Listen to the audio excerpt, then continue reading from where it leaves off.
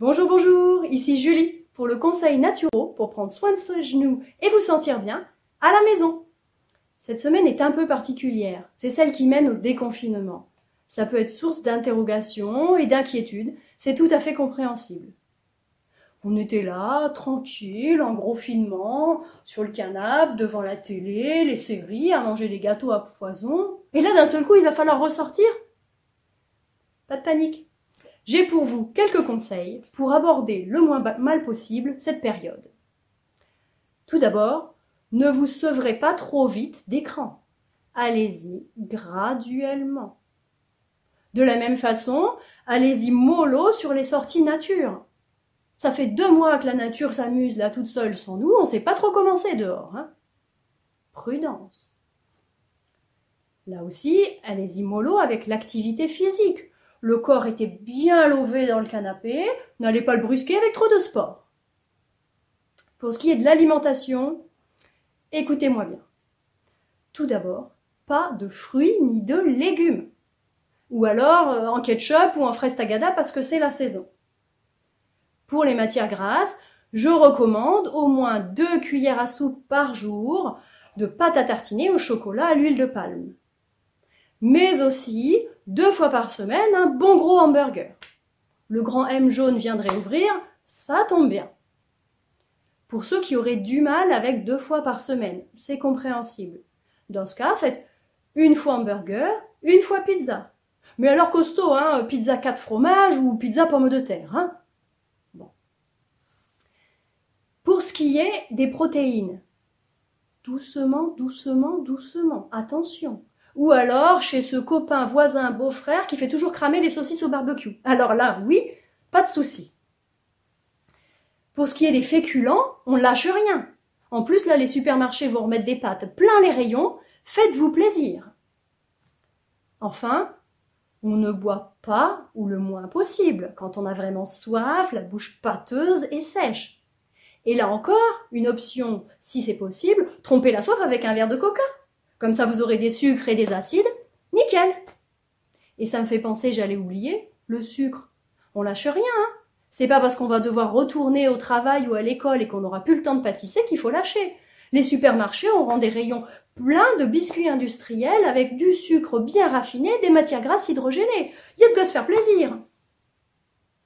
Voilà pour le conseil naturel pour prendre soin de vos genoux et vous sentir bien à l'extérieur. Alors maintenant, bon courage et surtout, oubliez tout. Me revoici, en plus sérieuse. On la refait? C'est parti. Ici Julie, pour le conseil naturel pour prendre soin de vos genoux et vous sentir bien en sortant de la maison. Parce que oui, nous nous acheminons vers le déconfinement. Petit à petit, une vie plus ordinaire va reprendre son cours. C'est tout naturellement que cette semaine, nous parlons vitalité. Tout d'abord, je vous encourage à sortir, à prendre l'air, à aller au contact de cette nature qui s'éveille et qui s'est développée pendant notre semi-hibernation. Le contact avec la nature est bon pour la santé et pour le moral. Ensuite, dès que c'est possible, je vous encourage à reprendre vos activités physiques habituelles, mais aussi à capitaliser sur celles que vous avez pu mettre en place pendant le confinement. En termes d'alimentation, un maximum de végétaux, bien sûr, fruits et légumes, pour les vitamines, minéraux et fibres qu'ils nous apportent, qui contribuent au bon fonctionnement de notre organisme, y compris celui du système immunitaire. Il commence à faire plus beau, plus chaud, c'est le moment aussi où on mange plus de crudités. Il faut savoir que les aliments crus sont ceux qui préservent le plus les propriétés des aliments, notamment les vitamines. Mes recommandations en termes d'oméga 3 restent les mêmes, c'est-à-dire 2 cuillères à soupe par jour d'huile de lin, colza, noix, cameline, et 1 à 2 fois par semaine du poisson gras. Sardines, maquereaux, harengs, thon, truites, sardines. Pensez à consommer suffisamment de protéines, qu'elles soient animales ou végétales. Les protéines sont utiles à tous les niveaux de l'organisme, pas seulement dans les muscles. Bien sûr, on continue à surveiller sa consommation de sucre, notamment de sucre raffiné et de produits ultra transformés. Peut-être que l'organisation quotidienne ne permettra pas de passer autant de temps en cuisine que pendant le confinement, mais j'espère que cette période vous aura donné envie ou des idées pour cuisiner des produits frais et de saison.